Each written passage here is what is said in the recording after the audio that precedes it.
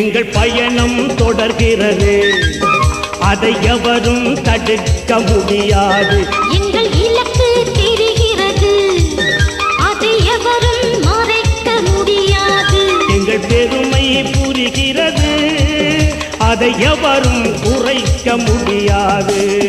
மறைந்த எம் தலைவரின் மகத்தான பணியை முட்கிரீடமாய் சுமந்திருக்கின்ற இத்தானை தளபதியையும் போராளிகளையும் போற்றுகின்றேன். தனித்துவமான எங்கள் கட்சியை அழிப்பதற்கென்று அலைகின்ற ஓநாய் கூட்டம் ஒன்று ஆங்காங்கே ஓலமிட்டுக் கொண்டிருக்கிறது. மக்கள் மனதை வென்ற மாபெரும் சக்தி எங்கள் முஸ்லிம் காங்கிரஸ் அழியாது என்றும் அலையாதீர்கள். அல்லாஹு அக்பர். அவதூறு மூட்டைகளோடும் கொள்ளையிட்ட நோட்டுகளோடும் பசப்பு வார்த்தைகளால் பாசாங்கு செய்கிறார்கள். இவர்கள் விரட்டப்படுவார்கள் எங்கள் மரத்தின் ஆணிவர்களால். முஸ்லிம்கள் உம்மத்துக்களுக்காய் ஒற்றுமையால் ஓங்கி நிற்கிறோம். வேறுபட்டவர்கள் வேற்றுமையோடு வேறறுக்கப்படுவார்கள். ஒன்றுபட வாருங்கள். முஸ்லிம் சமுதாயம் இந்த மண்ணிலே வாழுகின்ற பொழுதெல்லாம் முஸ்லிம் காங்கிரஸ் இந்த மண்ணிற்கு தேவை. முஸ்லிம் காங்கிரஸ் இல்லாமல் முஸ்லிம்கள் இல்லை, முஸ்லிம்கள் இல்லாமல் முஸ்லிம் காங்கிரஸ் இல்லை என்ற ஒரு தாரக மந்திரத்தை நமக்கு போதித்த அந்த தலைவரின் பாசறையில் நமது தலைவர் எங்களின் அன்புக்குரிய சகோதரர் இந்த நாட்டிலே முஸ்லிம்களுக்காக பேசுகின்ற உரிமை குரல் அல்ஹாஜ் ரவுஃப் ஹக்கீம் சார் அவர்கள் இருந்து கொண்டிருக்கின்றார்கள். இந்த கட்சி முஸ்லிம்களுக்கு எப்படி முக்கியமோ, இந்த கட்சி எப்படி தாய்மார்களின் உள்ளங்களில், தந்தையர்களின் உள்ளங்களில், இளைஞர் யுவதிகளின் உள்ளங்களில் வாழ்கிறதோ, அதே போன்று நமது தேசிய தலைமகன், தேசிய தளபதி, தங்க தலைவன் நமது உள்ளங்களில் வாழ வேண்டும். ஏனென்றால் இந்த ஒரு தலைமகனை போன்ற ஒரு தலைவனை இந்த முஸ்லிம் சமுதாயம் பெற்றுவிட முடியாது என்று இந்த இடத்தில் நான் ஆணித்தரமாக சவால் விடுக்கின்றேன். நாட்டு சட்டமும் மார்க்க சட்டமும் அறிந்த ஒரு மாமனிதர் நமது தலைவர் தேசிய தலைவர் ரவுஃப் ஹக்கீம் சாரால் அது மிகையாகாது. குருவுக்குரிய ஞானமும் சீடனுக்குரிய தேடலும் கொண்ட ஒரு நிறைந்த கலசம் நமது தேசிய தலைமகன் ரவுஃப் ஹக்கீம் சார் என்றால் அது மிகையாகாது.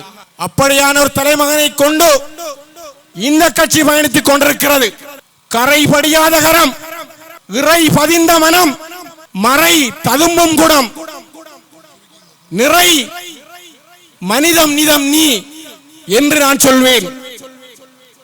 இந்த நாட்டிலே வாழ்கின்ற பாராளுமன்ற உறுப்பினர்கள், அமைச்சர்களுக்கு மத்தியில் எந்த விதமான கரையும் இல்லாத ஒரு தங்க தலைவன் இந்த சமுதாயத்தின் சிற்பி என்றால் அது நமது தேசிய தலைமகன், எங்களுடைய இதயங்களில் வாழ்கின்ற அன்பு மகன் இந்த ரவுஃப் ஹக்கீம் அமைச்சர் என்றால் நாம் எந்த களத்திலும் எந்த நிமிடத்திலும் நாங்கள் எங்கள் உள்ளத்தில் போற்றி அவருக்காக நாங்கள் பிரார்த்திக்க வேண்டும். இந்த முஸ்லிம் காங்கிரஸ் வாழுகின்ற இந்த மண்ணிலே இந்த எமது தேசிய தலைமகனுக்கு எந்த விதமான ஒரு அநீதியும் ஒரு அட்டகாசமும் இடம்பெறக்கூடாது என்பதில் எங்களது உயிர்களை விலை கொடுத்தாவது நாங்கள் இந்த தலைமகனை, இந்த கட்சியையும் இந்த மண்ணிலே பாதுகாப்போம். எனது தலைவன், நமது தலைவன் இந்த நாட்டிலே வாழ்கின்ற முஸ்லிம்களுக்கு அது வடக்கில் இருந்தால் என்ன, கிழக்கில் இருந்தால் என்ன, மலையகத்தில் இருந்தால் என்ன, மேற்கில் இருந்தால் என்ன, சந்திரிகா அம்மையாரின் ஆட்சியின் போதும் மஹிந்த ராஜபக்சவின் ஆட்சியின் போதும் முஸ்லிம்களின் உரிமைக்காக குரல் கொடுத்த ஒரு வேங்கை, ஒரு உரிமை சிங்கம் என்றால் நமது தேசிய தலைமகன் ரவுஃப் ஹக்கீம் சார் மாத்திரம்தான். இவர்கள் மிகவும் திட்டமிட்டு மிகவும் மோசமான முறையிலே இதை நகர்த்தி இருக்கின்றார்கள். உண்மையிலே அன்சில் அவர்கள் இந்த பாலமணி மக்களுக்காக பிரிந்திருந்தால் அவர் தனித்து சுயேட்சை கட்சியிலே கேட்டிருக்க வேண்டும். நாங்களும் சில நேரம் அவர்களுக்கு அங்கீகாரம் அளித்திருப்போம், அவர்களை ஆதரவு செய்திருப்போம். இதுவல்ல தூய்மை, தூய்மை அல்ல இது. தனித்து நின்று போராட்டங்கள் நடத்திருக்க வேண்டும். இன்று கோடி கோடி பணத்துக்கு சோரம் போய் இன்று ரிசார்ட் பாதேதீன் அவர்களுடன் கைகோர்த்திருக்கின்றார்கள். எங்களோடு இருந்து கொண்டு இந்த ரிசாத் பதியுதீன் அவர்களை பிழையாக கதைத்தவர் இன்று சரிபாடுகின்றார். ஏன் கேவலப்படு இன்று அவருடைய போட்டோவிலே ரிசாத் பதியுதீனுடைய போட்டோவை போடுவதற்கு இன்று ரிசாத் பதியுதீன் கூட அவருக்கு தகுதியற்றவராக இருக்கின்றார். ஏன் அவருடைய போஸ்டரில் ரிசாத் பதியுதீனுடைய போட்டோ இல்லை? மிகவும் தெளிவாக நான் கேட்க விரும்புகின்றேன். எனவே ரிசாத் பதியுதீன் அவர்களை தகுதியற்ற தலைவர் என்பதை இந்த தேர்தல் போஸ்டர்களில் அவர் நிரூபித்திருக்கின்றார். எனவே மக்களே, நாங்கள் யாரும் இதற்கு சோரம் போக வேண்டிய அவசியமில்லை. இந்த பாலமுனை கிராமம் என்பது எப்போதும் ஸ்ரீலங்கா முஸ்லிம் காங்கிரசுக்கு உரமூட்டுகின்ற கிராமம். இந்த நீங்கள் யாரும் நெறி தவறவில்லை. நீங்கள் இன்றைக்கு வரைக்கும் ஸ்ரீலங்கா முஸ்லிம் காங்கிரஸ் உடைய போராளிகளாகத்தான் இருக்கின்றீர்கள். இஸ்லாத்திற்கு எவ்வளவு தூரம் கௌபா முக்கியமோ, இஸ்லாமிய வரலாற்றில் எவ்வளவு தூரம் புனித மக்கா நகர் முக்கியத்துவம் பெறுகின்றதோ அவ்வளவு தூரம் இந்த பாலமுனை மக்கள் ஸ்ரீலங்கா முஸ்லிம் காங்கிரஸோடு ஒன்றாக பிறந்தவர்கள் என்கின்ற அந்த நம்பிக்கை எங்களிடம் இருந்தது. ஆனால் அதே பசியோடு நீங்கள் கூட்டு வைத்த போது நாங்கள் மனங்களில் குறுகி போனோம். தலைவரை காணாத, தலைவரோடு பயணிக்காத, கிழக்கு முஸ்லிம்களை பற்றி உணராத, தனியே பதவிகளுக்காக சோரம் போன அமீர் அலியினுடைய, நஜீபே மஜீதினுடைய, ரிஷாடியுடைய கட்சியோடு நீங்கள் எப்போது சேர முன் வந்தீர்களோ அப்போதே எங்களுடைய நட்புகளை தாண்டி நாங்கள் மனங்களில் கண்ணீர் வடிக்க ரத்தம் கசிய தொடங்கி விட்டோம்.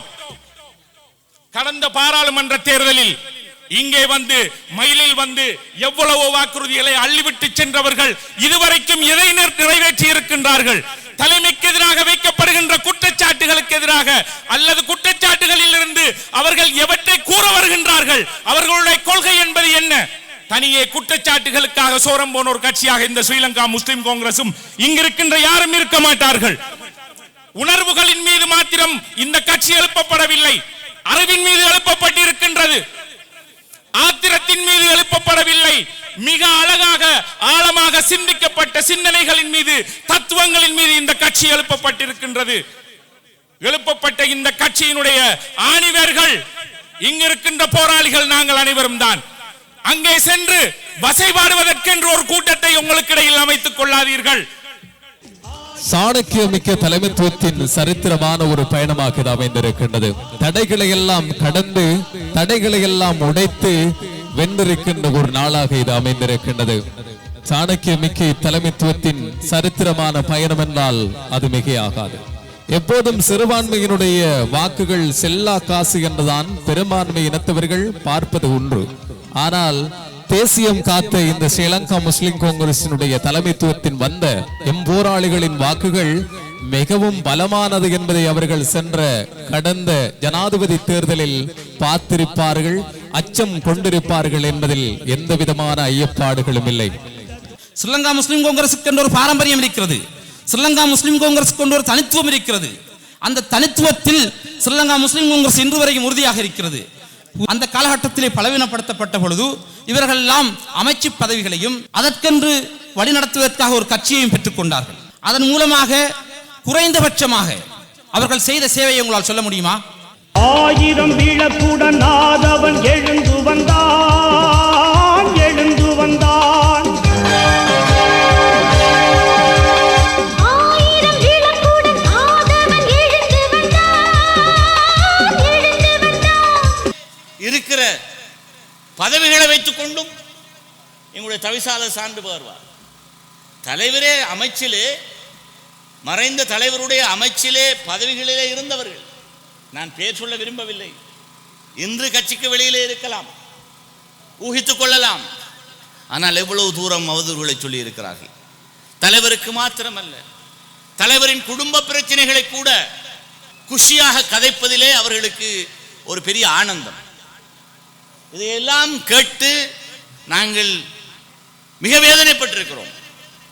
ஆனால் தலைவரிடத்திலே போய் ஒரு வார்த்தை பேசியது கிடையாது. அந்த மாமனிதரிடத்திலே அவரை முகத்தை பார்த்து இந்த விஷயங்களை சொல்லுவதற்கு கூட எங்களுக்கு கூச்சம். அதை சொல்லி இந்த கட்சிக்குள்ளே பிளவு பிரச்சனைகளை ஏற்படுத்தக்கூடாது என்பதற்காக நிறைய அவதூறுகளை பற்றி நாங்கள் வெளியிலே பேசாமல் தவிர்த்து கொண்டிருக்கிறோம்.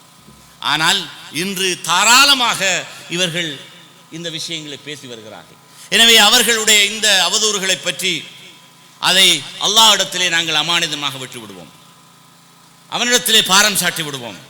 இதை பற்றி நான் இன்னும் கூடுதலாக பேச வேண்டிய அவசியம் இல்லை என்று நான் நினைக்கிறேன். என்றால் இதை சொல்வதன் மூலமே ஏதோ தாங்கள் பிரிந்து போவதை நியாயப்படுத்துவதற்கு, என்ன மக்களை என்ன எதென்றாலும் கொஞ்சம் கூட வாய் திறக்கிறது, கொஞ்சம் கூட வாயை புழக்கிறது, இந்த பணம் மோசடி என்றால் தான் கொஞ்சம் கூட வாய் புழப்பாங்க.